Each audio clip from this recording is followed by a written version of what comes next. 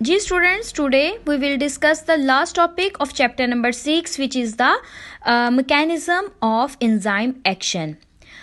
As the name shows कि enzyme किस तरह से अपना एक्शन परफॉर्म कर रहा है, उसका मैकेनिज्म, ठीक है, हम लोग इसमें स्टडी करेंगे.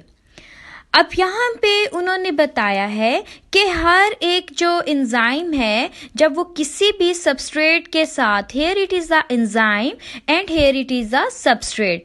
क्लियर?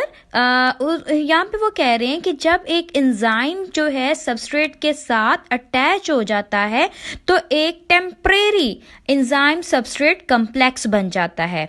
व्हेन enzyme attach, ठीक है, with the substrate, then it will form a enzyme substrate complex which is a temporary का मतलब होता है कि वो बाद में उसको थोड़े टाइम पीरियड के लिए और बाद में सेपरेट हो जाना. You can see here when जब वो हमारे पास रिएक्शन हो गया, उसने उसका पूरा रिएक्शन कंप्लीट करवा दिया तो एंजाइम सेपरेट हो गया और प्रोडक्ट हमारे पास सेपरेट हो गई. Is it clear? अब यहाँ पे इस प्रोसेस को एक्सप्लेन करने के लिए हमारे पास एक मॉडल पेश किया गया, और वो मॉडल किसने पेश किया था? वो जर्मन का एक केमिस्ट था, एमिल फिशर, जिन्होंने 1894 में ये मॉडल को पेश किया था. ठीक है, इंट्रोड्यूस करवाया था. आप लोग अंडरलाइन कर लें बुक से. ठीक है, 1894 में किसने ये मॉडल को इंट्रोड्यूस करवाया था? Emil Fisher.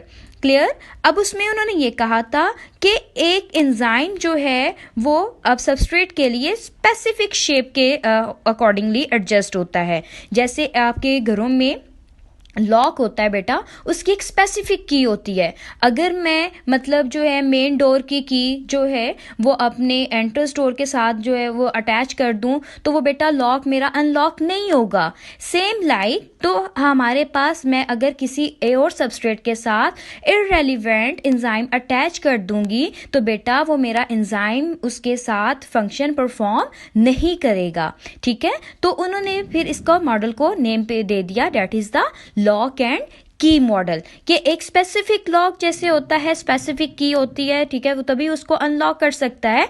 फिर उन्होंने कहा कि जब एक एंजाइम जो है वो स्पेसिफिक होता है, किसके लिए? सबस्ट्रेट के लिए. वो स्पेसिफिक शेप रखता है, तभी वो उसके जाके अंदर फिट होगा और उसकी स्पेसिफिसिटी मतलब जो है वो वर्किंग करेगी, और ये उस पर स्पेसिफिसिटी पे डिपेंड करता है. क्लियर? अब उसके बाद एक और मॉडल हमें इंट्रोड्यूस करवाया, स्पेसिफिसिटी पे डिपेंड करता है. क्लियर? अब उसके बाद एक और मॉडल हमें इंट्रोड्यूस करवाया, वो उस मॉडल का नेम है इंड्यूस्ड फिट मॉडल. ये हमें अमेरिकन बायोलॉजिस्ट था डैनियल कॉशलैंड ने 1958 में. Also highlight the word of the 1958 from your book so that it is also important for the objective. Clear? अब उन्होंने क्या कहा? उन्होंने कहा कि एंजाइम की जो एक्टिव साइट होती है वो रिजिड नहीं होती. You can mould in any form. Clear? Just like this के क्ले डो होती है जैसे बच्चों की, ठीक है, वो किसी भी फॉर्म में उससे कोई भी टॉय बना सकते हैं.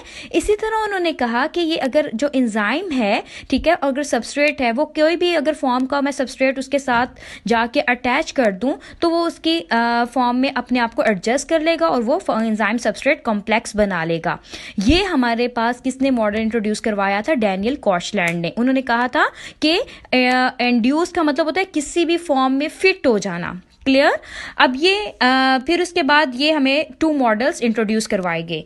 अब नेक्स्ट जो टॉपिक है चैप्टर का, which is the specificity of the enzyme. As you know, specificity मतलब स्पेसिफिक होते हैं एंजाइम किसी भी रिएक्शन के लिए, किसी भी काम के लिए. अब हमारे पास जो है 2000 एंजाइम्स इंट्रोड्यूस हो चुके हैं. क्लियर? जिसमें से एंजाइम एक स्पेसिफिक होता है सबस्ट्रेट के लिए. जस्ट लाइक दिस के प्रोटीएज एंजाइम है, उसका क्या फंक्शन है कि उसने ब्रेक करना है पेप्टाइड बॉन्ड को जो कि प्रोटीन्स को अंदर प्रेजेंट होते हैं. इसी तरह अमाइलेज है, ठीक है, उसने ब्रेक करना है स्टार्च के मॉलिक्यूल को. लिपेज है, उसने लिपिड्स को करना है जो कि फैटी एसिड्स उसको बाद में कन्वर्ट कर देगा और ग्लिसरॉल में. ठीक है, अब ये shapes of the active sites पे सारा कुछ हमारे पास एंजाइम्स की एक्टिविटी पे डिपेंड करता है.